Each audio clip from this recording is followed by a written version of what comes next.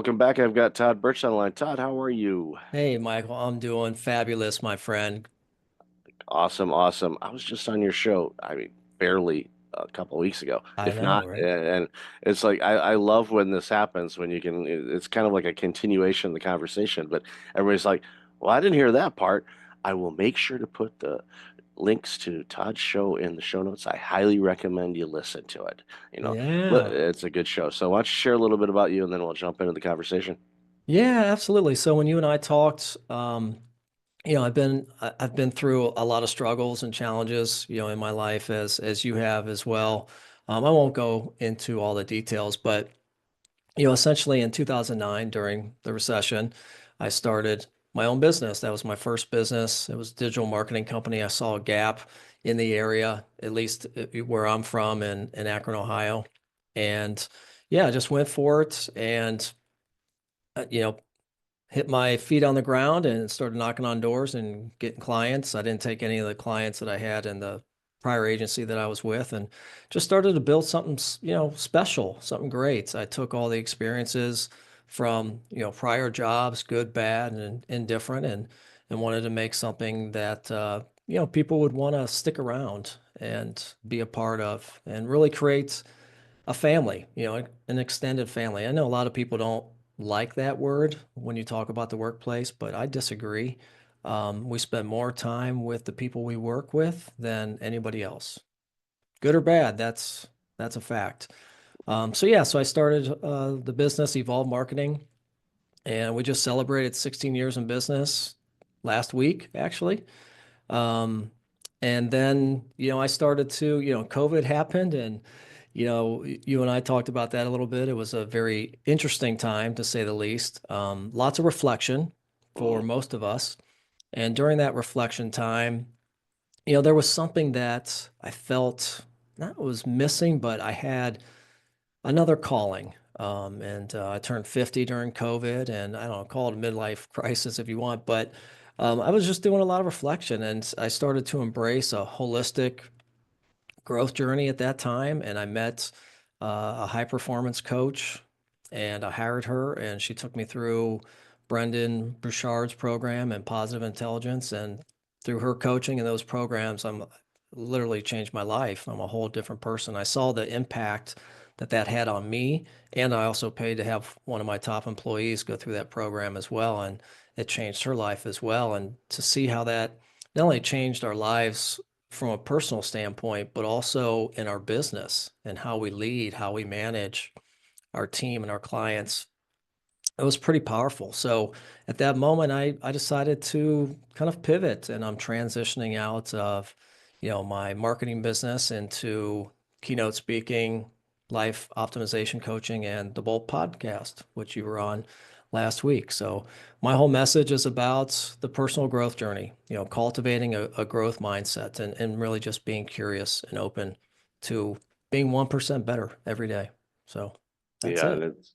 like I said, 1% a day, you 3x yourself in a year and Yeah. almost 4x. And Right. you ask people, it's like if you could 3 to 4x your life in a year, would you do it? And they say, oh, that what would that before you say what would you do, you say, okay, what would that create for you? And Hmm. then they start focusing on all the positives and the dreams, and it's like, okay, 1% a day. It's like, Right. come on. I mean, you can half-ass it and hit 1% in some cases. Other days maybe not so much, but you could do it. And it speaks volumes. And as you were sharing, that journey, and again, we talked about it on your show too, about 2009, on how many companies were birthed during a very difficult time. Mhm. And when people are saying, "Oh, it's a horrible time right now," yeah, this is the opportunity is there. Grab it, find something, try anything. I think often of my cousin, and he, tried all kinds of different things growing up, and was definitely never going to be somebody that would be comfortable working for somebody else. Just, Mhm. just not in his DNA at all. Right. So he tried all kinds of different things, and then finally, it came down to a hobby that he loved to do, Mhm. and he was looking for something to make his hobby, what he liked doing, better. and there was no products out on the marketplace that he could actually get what he was looking for. So he ended up designing it himself. Hmm. Long story short, multimillionaire, did really well. Famous people around the world use his product, and it's all because he just kept at it, kept tinkering. And another thing that jumped out at me too as you're sharing the story is like you're like, okay, I'm gonna launch a business. You launch, your company. 16 years, happy anniversary, by the way. And Thank you. if and folks go to the website, you'll see that family dynamic because there's some amazing photos of Todd and the team doing all kinds of different things. Yes, they got the profile pictures and all of that, but there's also like real life things when they're out and Mm. about, they're having a picnic, they're doing different things. It's like that that happens and people enjoy doing those things. And if you create an environment where that is a natural thing to do and not just, okay, it's Q3, it's time to do this. No, it comes naturally. It flows. And again, this is where, your marketing skills come through, really, and your team as well. It You feel that when you look at the website. You're like, okay, this is a company that their team actually loves working with each other, and that jumps through on a website, and that's not easy to do. So, kudos to you and your team. But the thing I want to get to is you've built this company, you've got it to this point, and it's thriving, it's doing well, and you're like, you know what? I'm going to pivot. I'm going to do something different. I'm going to go out and keynote because I feel there are too many people that are struggling with things. I too have done that. What am I going to do to address it? You could easily just go, you know what, this is a good company. I'm a chill in Akron. Life is good. It's, Mhm. the Buckeyes are usually pretty good. It's hard for me to say from being from Michigan, but no, actually, I say that tongue in cheek. But I get it. no, I have morphed over to really enjoying what the Buckeyes are doing and have done for a long time. I know a lot of people in Columbus, and Hmm. I love that community and love the people, and I don't despise the Buckeyes anymore at Yeah. all. I Michigan, Ohio State. Yeah, I'm sorry. There's DNA. It's hard for me to, but long story short, it's a different segue. But ultimately, I think what it comes down to is you gave yourself permission to do it because, yeah, I'm sure when you thought about it and through the coaching and Brendan Burchard's amazing, and your coach was amazing too to follow that lead to follow kind of that path, because Brendan's done some amazing work and has transformed it's countless lives Hmm. on the number of people that are their optimum best. And when people can be their optimum best, we as a society benefit from that. And that's my ultimate dream for everybody. Is I want everybody to be the best version of them, whatever they are. I don't care if they're front lines to the CEO or anywhere in between. Be the best version of you because everything around you will be better because of it. So, when you were going through that thought process and the coaching and all of that, when was it when you thought, you know what, I'm going to transition, from what I'm doing into doing this other stuff? What was that process like for you? Yeah, it's a good question. I don't know that it was necessarily a process as much as an epiphany. I happened to be in the gym last November and I just had some thoughts of, what's my next act? I'm not going to, and anybody that's been in the agency life as long as I have will tell you it can be a grind. It's a tough road. Any service-based industry, CPA, law firm, right? We're by the hour. So it's a tough business to work in and to own and run. And I just felt like there was something else, and I just love personal growth. Like I got addicted to personal growth, and I just wanted to share that with people. And like you said, it benefits not only you, but every relationship in your life will be impacted by this. You will be a better father, a better husband, a better, you'll have stronger relationships with your kids, your partner, your spouse, your colleagues, your management team, your direct reports, your friends, like all of your relationships will be impacted in a positive way. So Yeah, it was a calling, man. And I think, some people listen to that calling and act on it and others don't. And I think it's unfortunate for those that don't. And what it comes down to, Michael, in my opinion, and in the research I've done and the conversations I've had and the coaching and the keynotes is it comes down to curiosity and just being curious and open. And when you're curious, you get into an open mindset. At least you're open, right, to growth.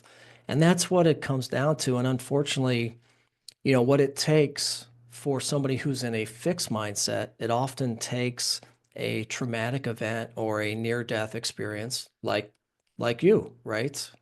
To have a heart attack or something like that, or a death in a family or a car crash or something like that for us to really reflect and slow down and pause and say, oh man, maybe now I should make some changes.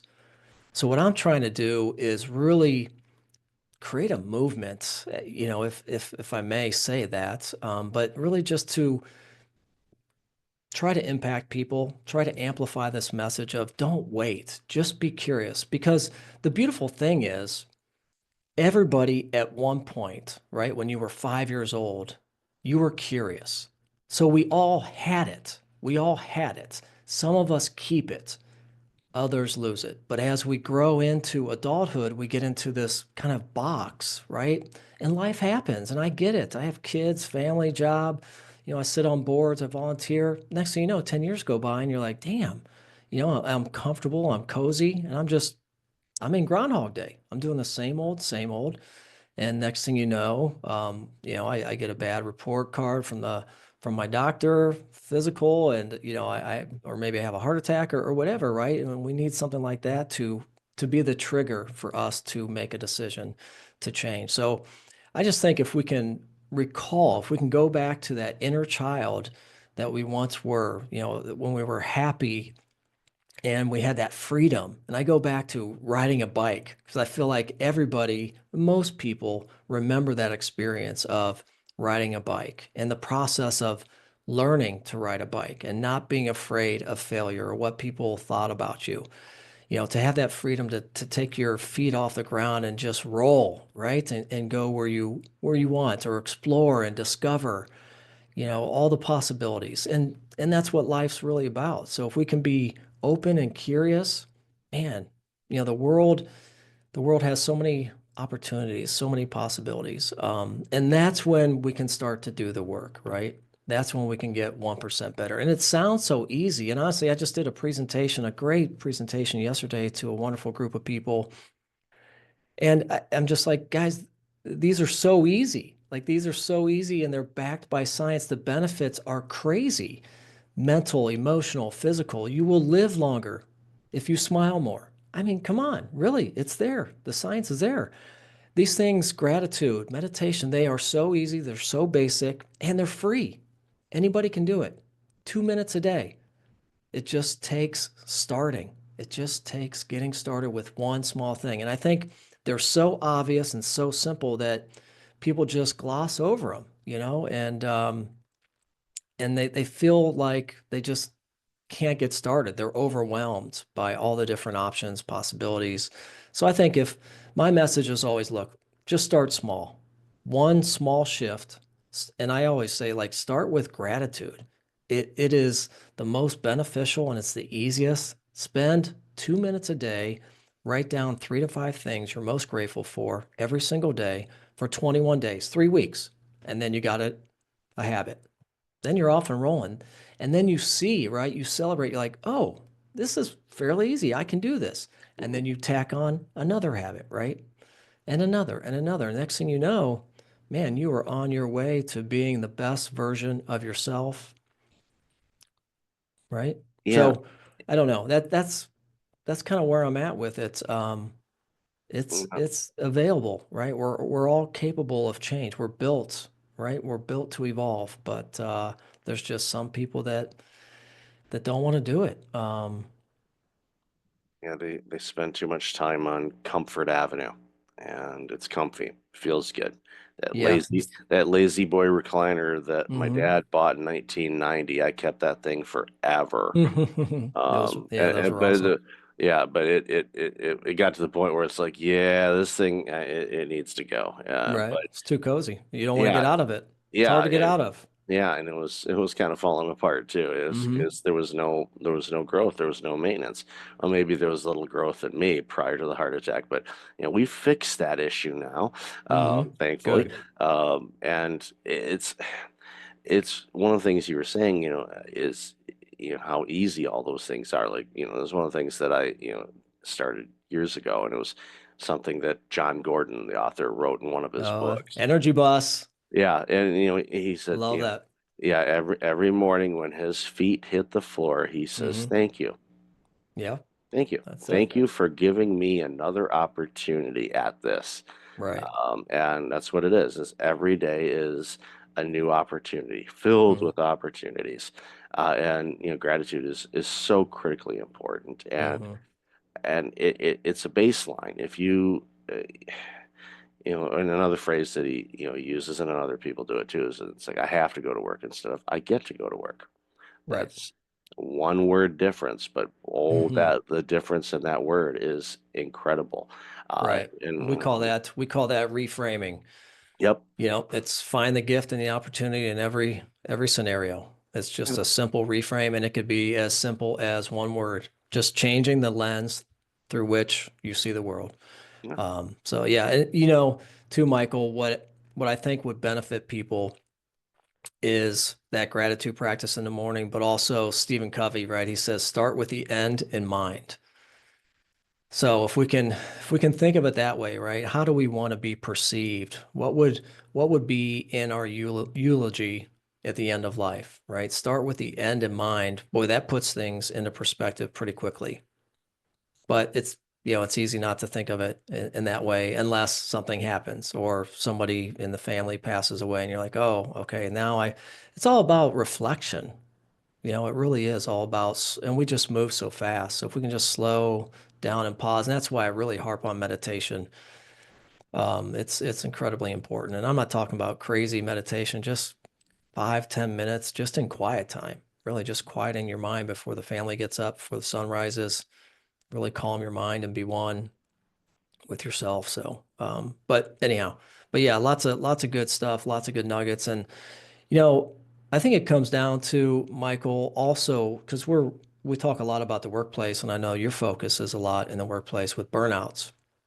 And I think it's on the leaders of the organizations to set the tone, right? So if you have leaders who embrace this concept of personal growth, um, then that might trickle down to your employees, right? And then they take that home, and that may trickle down to their spouse and their kids. So I think it's really starting with the leaders in our communities, and getting down to the youth, right, of our nation. And the more that we can get them to start thinking about these things earlier. And I just had a conversation yesterday with a woman who's a teacher, and we were talking about the same thing, the struggles she has as a teacher, getting some of these kids to change their mindset.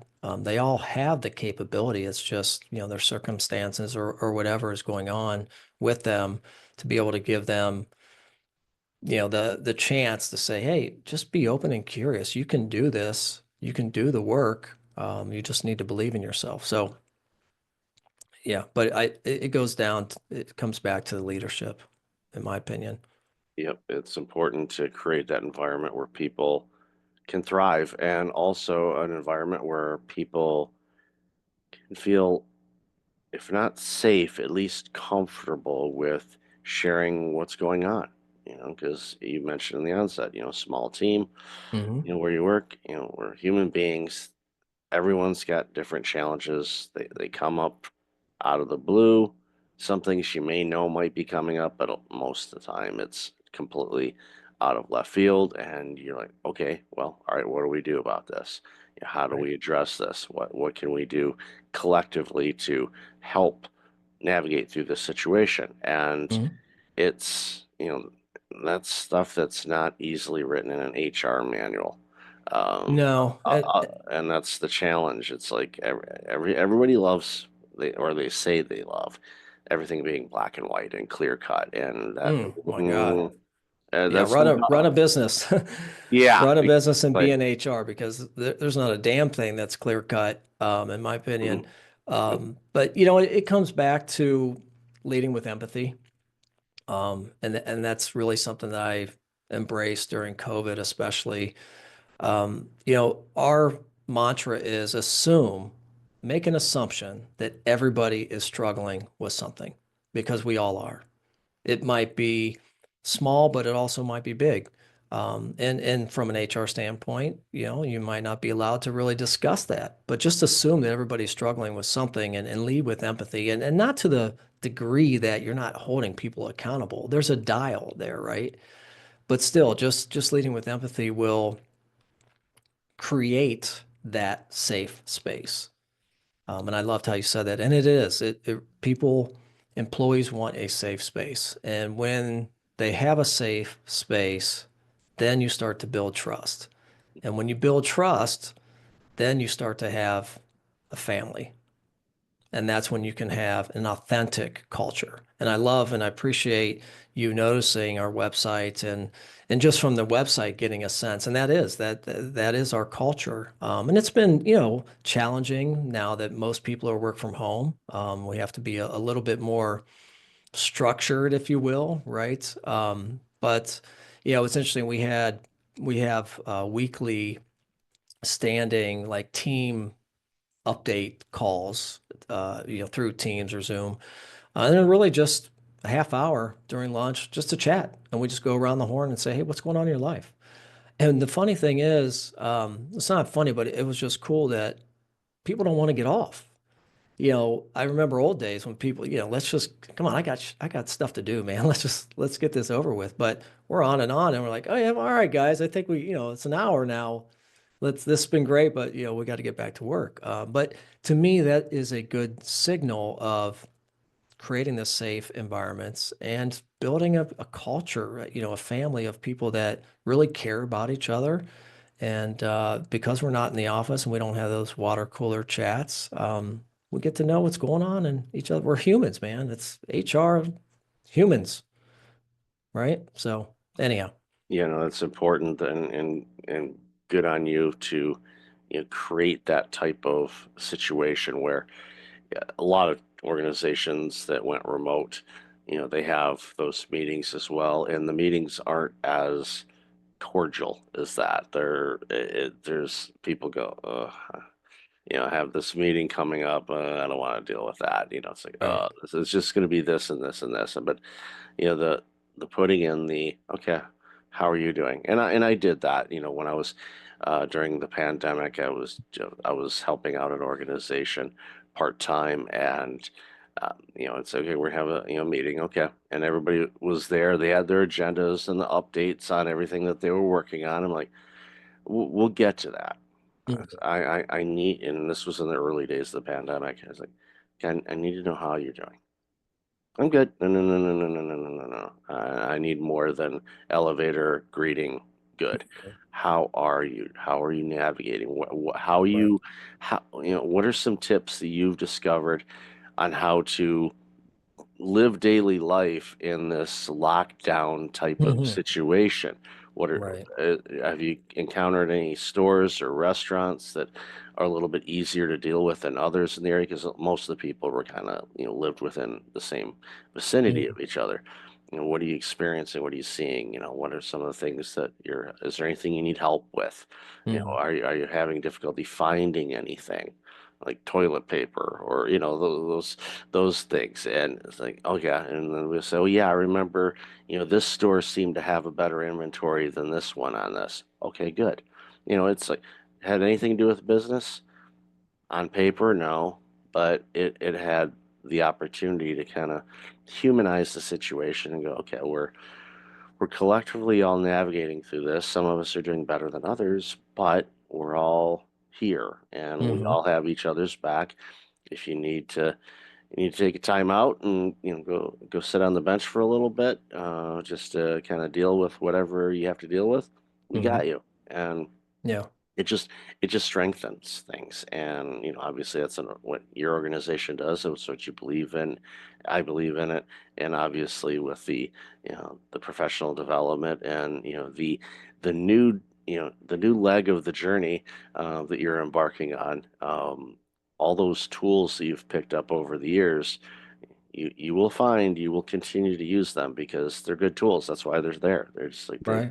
they've helped you, Mm. and they'll help you in different ways. So I always tell people, short of them, running out of space, and don't be a hoarder. Don't throw out your tools. You're gonna need that. It's like one of those, I might need that one day. Now you got to be careful on that because you may end up having a whole house full of, I'm gonna need Right. that one day. But sometimes I subscribe to the 20 minutes or $20 rule, where it's like if I can replace it in 20 Yeah. minutes and under $20, and I'm not using it and I haven't used it for a while, donate it, recycle it, do whatever you need to Hmm. do with it. But Yeah. I um, like that rule. yeah, it's a good way to not have to buy new property because you're running Mm. out of space. Uh, Right. Although Right. the storage industry continues to crush it, side Yeah. note. So, Right. all right. Yeah. So, Todd, I've loved this conversation. Where can people find out more about you and all this amazing work you're doing? Yeah, just check me out at toddbertsch.com. That's BERTSCH.com. Check me out on the social media at The Bolt with Todd B. And check out my show, The Bolt Podcast. I'll definitely have all that in the show notes. So, Yeah. Todd, thank you Awesome. for being you. Always love talking with you, brother. Enjoy the Thank rest of your day.